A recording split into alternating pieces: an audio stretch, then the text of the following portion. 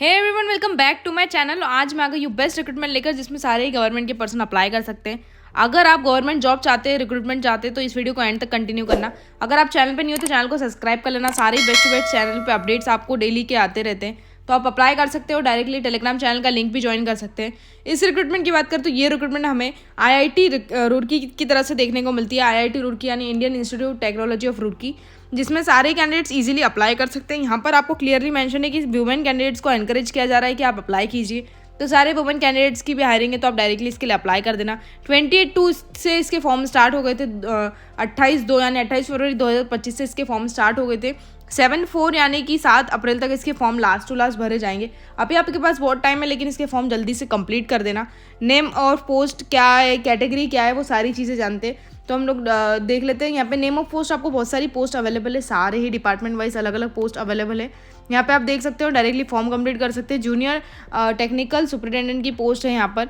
उसके बाद assistant security की पोस्ट है, जूनियर इंजीनियर की पोस्ट है, जूनियर टेक्निकल सुपरिटेंडेंट की पोस्ट है। अलग अलग पोस्ट आपको देखने को मिलती है। Junior lab assistant, junior assistant, ऐसी अलग अलग लेवल पर पोस्ट है। आप सारे लेवल देख सकते हैं। और इसमें एक बात बहुत अच्छी है कि सारे एज का लेवल का क्राइटेरिया आपको 18+ है, यानी कि अगर आप 18+ हैं तो आप डायरेक्टली इसके लिए अप्लाई कर सकते हैं। लास्ट टू लास्ट यहाँ पे 32 एज बताई गई है सारे इसमें, लेकिन ST और SC वालों के लिए यहाँ पर रिलैक्सेशन भी होगा, वो भी आगे देख लेंगे।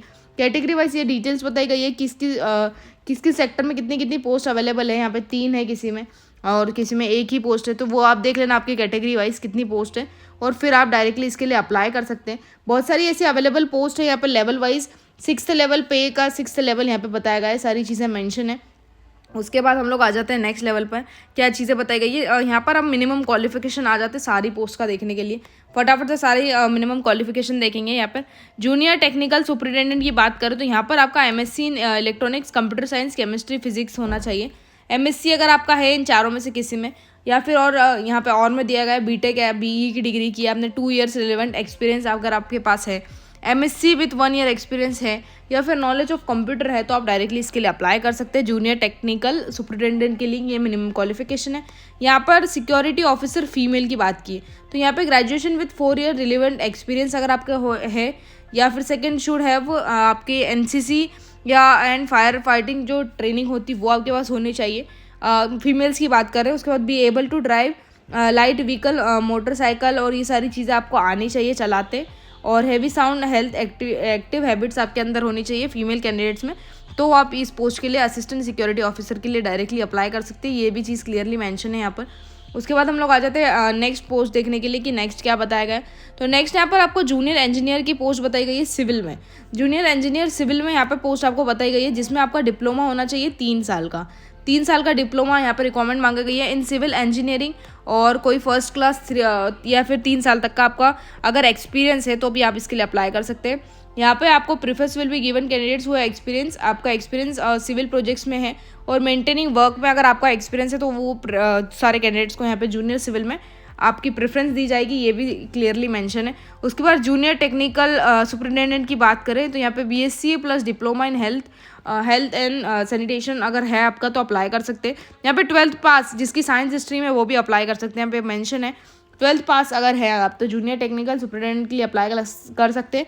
प्लस आपका डिप्लोमा इन पब्लिक हेल्थ होना चाहिए, और 3 ईयर का रिलेवेंट एक्सपीरियंस आपके पास होना चाहिए। उसके बाद हम लोग आ जाते हैं यहाँ पे राज्यसभा, यानी जूनियर सुपरिटेंडेंट राज्यसभा की पोस्ट है, जिसमें पोस्ट ग्रेजुएशन वाले पर्सन, PG वाले सारे पर्सन अप्लाई कर सकते हैं। डिग्री विद इंग्लिश सब्जेक्ट अगर आपका है, हर इसमें इंग्लिश सब्जेक्ट होता है, तो आप अप्लाई कर सकते हैं। पोस्ट ग्रेजुएशन वाले हिंदी और इंग्लिश में अगर आपका है प्रेफरेंस, तो आप डायरेक्टली इसके लिए अप्लाई कर देना। उसके बाद bachelor degree with Hindi as 1 compulsory आपका सब्जेक्ट होना चाहिए हिंदी। पोस्ट ग्रेजुएशन की बात करें तो आपका इंग्लिश होना चाहिए, यानी PG वाले कैंडिडेट्स को इंग्लिश प्रेफरेंस यहाँ पे दी गई है।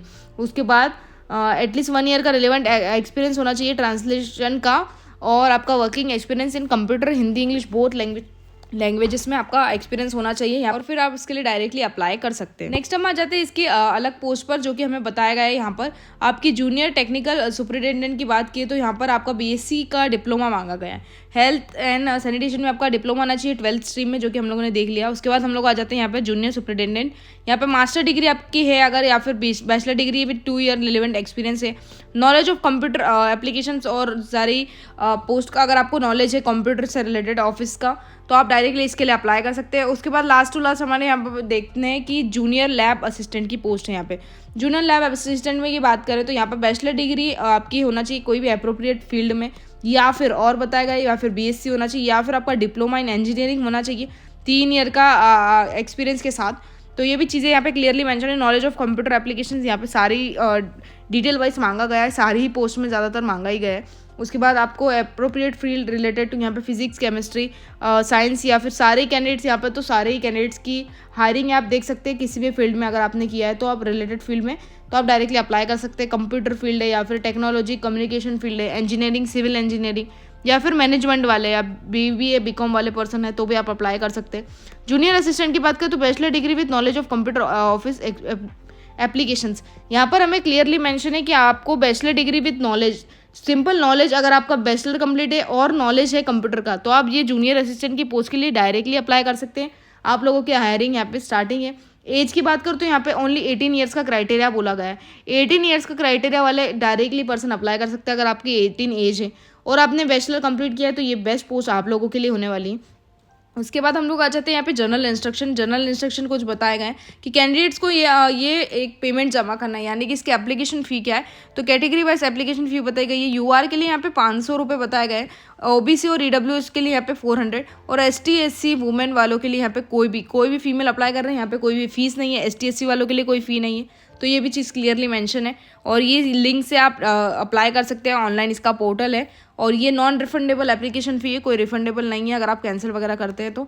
और ये डेट भी मेंशन है यहाँ पे 11:15 तक आप इसके लिए कंप्लीट कर सकते हैं, और उससे पहले ही आप कंप्लीट कर देना, क्योंकि ये फॉर्म कभी नहीं चलते लिंक वगैरह, तो आपको प्रॉब्लम देखने को मिलेगी। उसके बाद रिलैक्सेशन भी हमें यहाँ देखने को मिलता है। रिलैक्सेशन जैसे हमने पहले बात की थी, तो किसी में 5 साल तक का रिलैक्सेशन है SC ST कैंडिडेट्स को, 3 साल का OBC वाले कैंडिडेट्स को, जो और 10 साल का दिव्यांग जो पर्सन है, दिव्यांग पर्सन की भी हायरिंग है यहाँ पे। डिसेबिलिटी वाले पर्सन भी अप्लाई कर सकते हैं। तो आप गवर्नमेंट ऑफ इंडिया के रूल्स के अकॉर्डिंग यहाँ पर आपको दिव्यांग पर्सन है तो 10 साल तक का एज रिलैक्सेशन है, आप डायरेक्टली अप्लाई कर सकते हैं।